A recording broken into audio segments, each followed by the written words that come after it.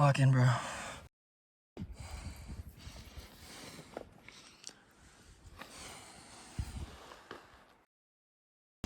Yo, what up, guys? Tomorrow we're gonna be doing the Crestone Traverse. Right now we're driving up the road.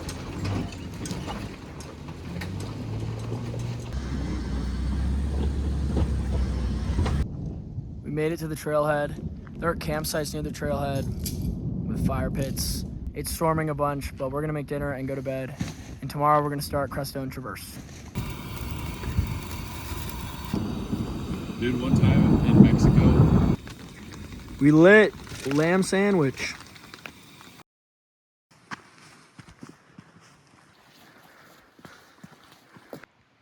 We're 2 miles in, we've gained 1,000 feet. So far the trail is just a slog up, basically a car trail that's closed. So yeah. We're gonna be going up peak and then traversing over to the needle. first female And then down and back.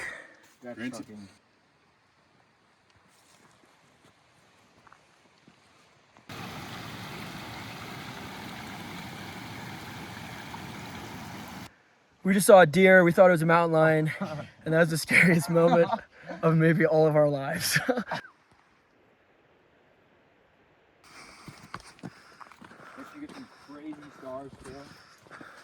So now we're climbing up, I think, to Broken Hand Pass, and it is pretty brutal. It's also beautiful though, so.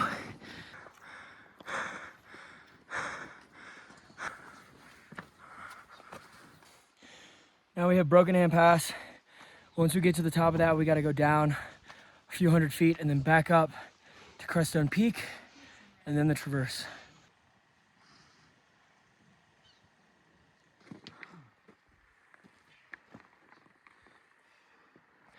Pretty steep section here. We throw helmets on. There's a ton of rock fall so far on this. Made it to the top of Broken Hand Pass. Now we gotta go down and then back up. Broken Hand Pass is hard. Yeah.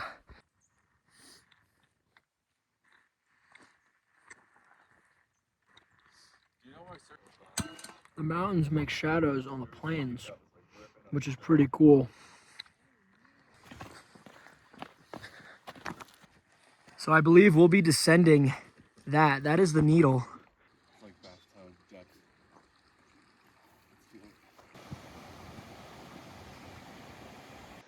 All right. Somewhere over here is the Traverse. I don't know. I think this is the first time we've actually been able to see it the whole hike. Looks pretty insane.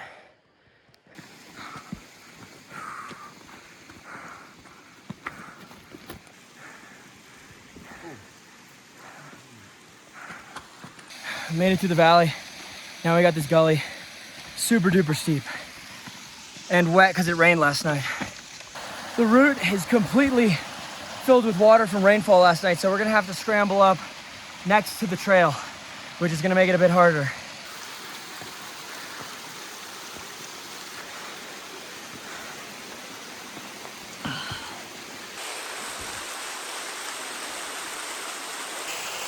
The rain is just making it so much crazier because normally you have a pretty solid dry route of this, but it's soaked, it's slab. A lot of this section was definitely harder because of the rain. I think if you could just go straight up the middle, you wouldn't really find much difficulty with it. But because of the rain and how slippery it got and how we had to get off the main middle trail for a lot of it, it felt somewhat comparable to the needle. We only down climbed the needle, and you'll see it later this video. But the climbing on that, again, was comparable to doing the Red Gully with all this wetness. I would still say the needle is harder, but this totally enhanced the difficulty of this section. We're at around mile 7. I'd say we're maybe 2/3 of the way up this gully. Super fun, not too technical, but with the water, it kind of does add an element to it that you have to watch out for. You can't really stay on the standard route, so you got to find another way. So that's pretty cool, actually. I'm happy that it's so wet because it allows us to do some creative stuff. We're on the final stretch of this gully, and we're starting to be able to see the sand dunes.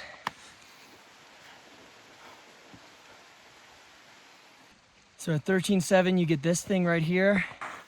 I'm gonna call it the double barrel because it looks like there's two barrels. And then once we get up there, we should be able to see the peak. We're so close. It's so painful. Oh my God.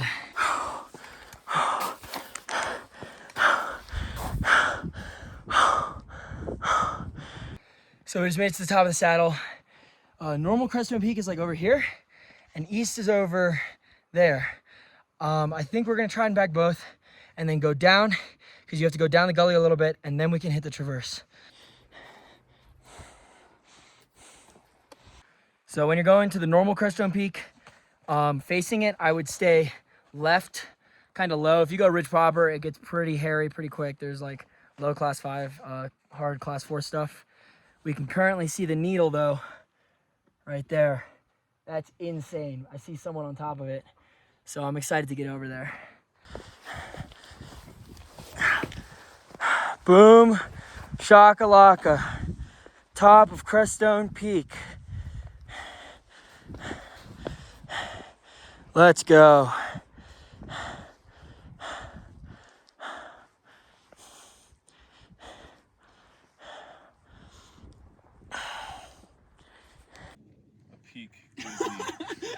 Peak glizzy experience. Coney die.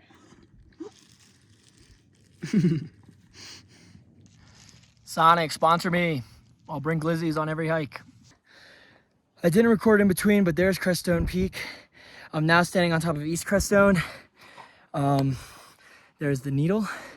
From Crestone to East Crestone took like 20 minutes.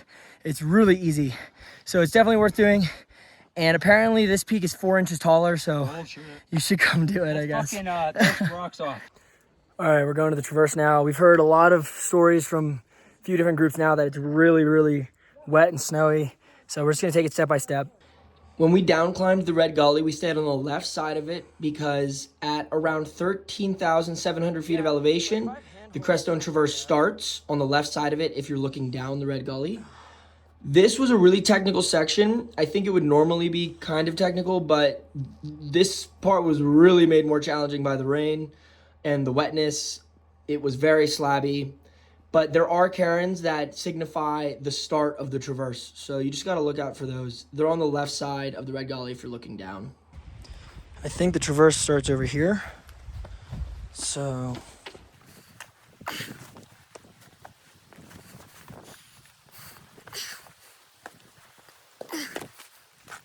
yeah, I believe so. Mountain goat chilling up there. So this is the entrance to the traverse. It does look wet, but it doesn't look awful. It's no worse than the down climb we just did. So we're checking the weather and we're gonna see. So for the majority of the traverse and the entire beginning of it, if you're coming from the Crestone Peak side, you're basically just walking across like some grassy fields. There is occasional class 3 stuff. It's pretty easy. It was a little difficult for us because of how wet it was, but honestly, it was, I mean, it was mostly class 2 if I'm going to be completely honest. But once you get to the crux, which is class 5, from there on out, it is really hard technical stuff, and it's exposed and it's scary. I would say, I haven't done that many technical 14ers. I would say it's harder than Capital once you get past the crux.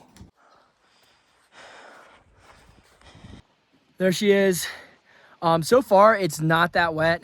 It's not nearly as bad as the Red Gully was, and we're doing pretty well. The only thing we're not sure about is weather because it's 10 o'clock, and, we'll probably be done by like 12-ish. But yeah, so far we feel good. So far, we haven't really done much beyond class 3. It's very beautiful. It's very remote. It's very cool. The cairns line the way the whole way. You can just follow the cairns. They're literally everywhere. So yeah, it's a little bit sketchy with wetness, but it's not nearly as sketchy as the down climb from Crestone Peak, in my opinion. So yeah, we're getting it. We now have this section. I think this is the ribs. Not totally sure. We got to climb up it. Looks class 3-ish. Nothing crazier than the Red Gully, to be completely honest.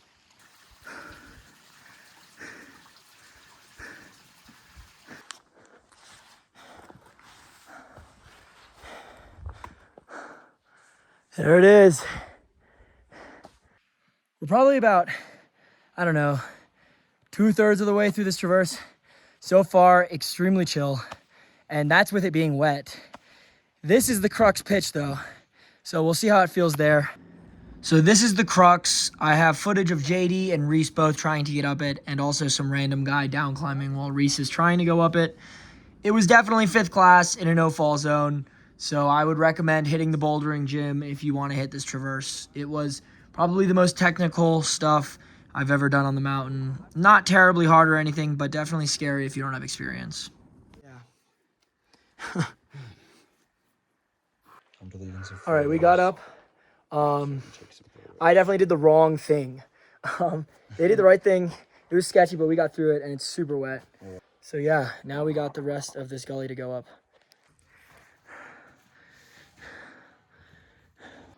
Finished the crux gully. Now we're going up this, which is pretty exposed, as you can see, but everything's chilling so far. This is the knife edge can. Ooh.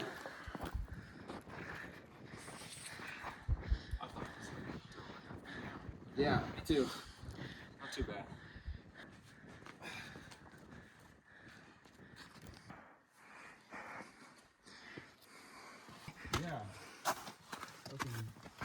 All right, we got to this cairn, and now we make a final push for the summit. We are supposed to look for this white rock. That is like the cairn of the system.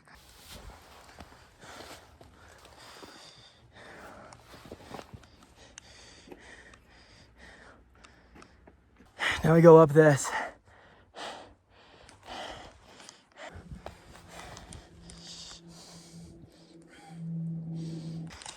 Made it to the top of this. Gotta go over there now.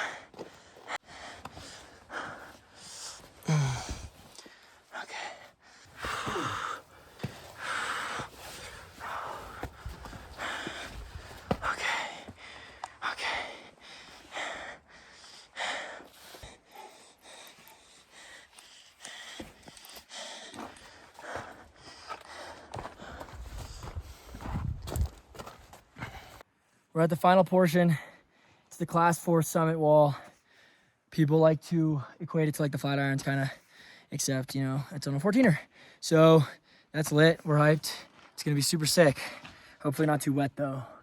So what you just saw and what you're seeing right now, partially at least, is the bottom part of the final pitch. This part is definitely class 4. It's chill. Once you get to the final vertical pitch of the head wall, if you go in the middle, it is class 5. I have a lot of climbing experience. I've been climbing my entire life. I double-digit boulder. This part was the scariest thing I have ever done in my life on a 14er. Stick to the left. The left is more class 4 than anything. I still think there are some actual climbing moves, which is what class 5 is classified as. But, I mean, it's definitely easier on the left.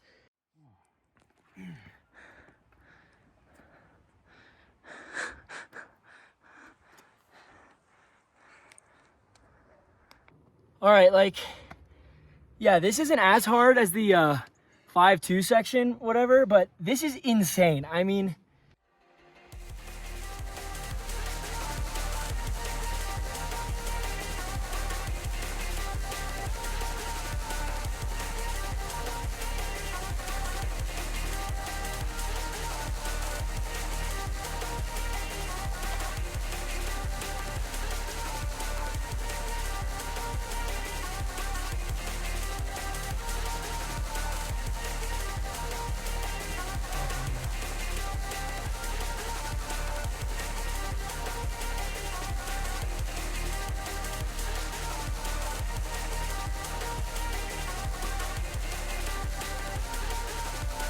come over here.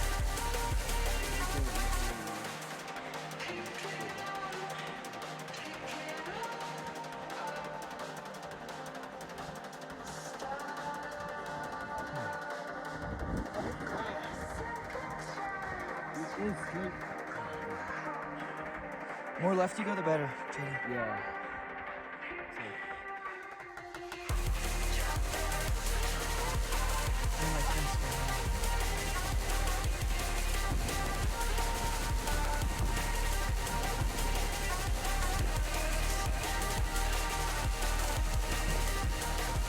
Oh my god, that was fucking terrible.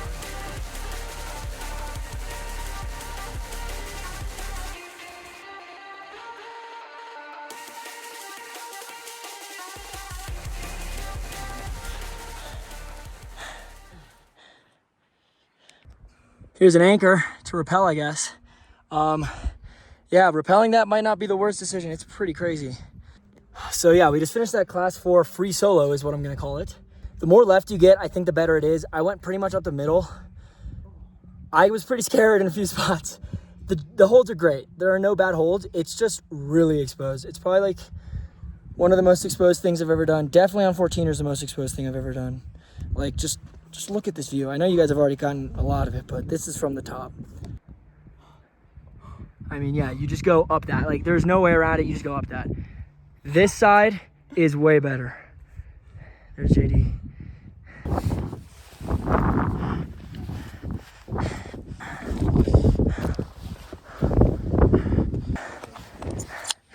Boom shakalaka. That is the needle. And the Traverse done. Let's go. Crestone Peak, 9 out of 10. Damn near 10 out of 10, but 9 out of 10. The Traverse, honestly a 7 out of 10, 7.5. It's terrifying. It's terrifying. It's terrifying. It's not that hard, but it's terrifying. And also, most of the Traverse, you're just walking through a grass field. I'm not gonna lie. But the top of Needle, I guess 10 out of 10, because this thing is the most aesthetic mountain in all of Colorado. So yeah, now we're gonna descend. I'm barely gonna record. GG guys, thanks for watching. Thanks for 100 subs, let's go. Starting the descent down. It's gonna be class 4, because Needle is class 4. So we still have to be locked in. It's a really long day, this Traverse, especially if you do Crestone and East Crestone. The Needle is just a whole lot more.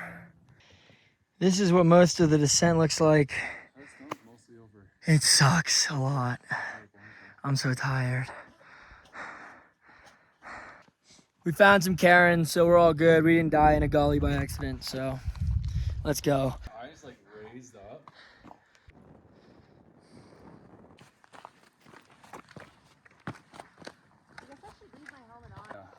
We hopped in the lake. Now we gotta go to camp and pack everything up. I'm not gonna record that. Great time, guys. Highly recommend Crestone Traverse.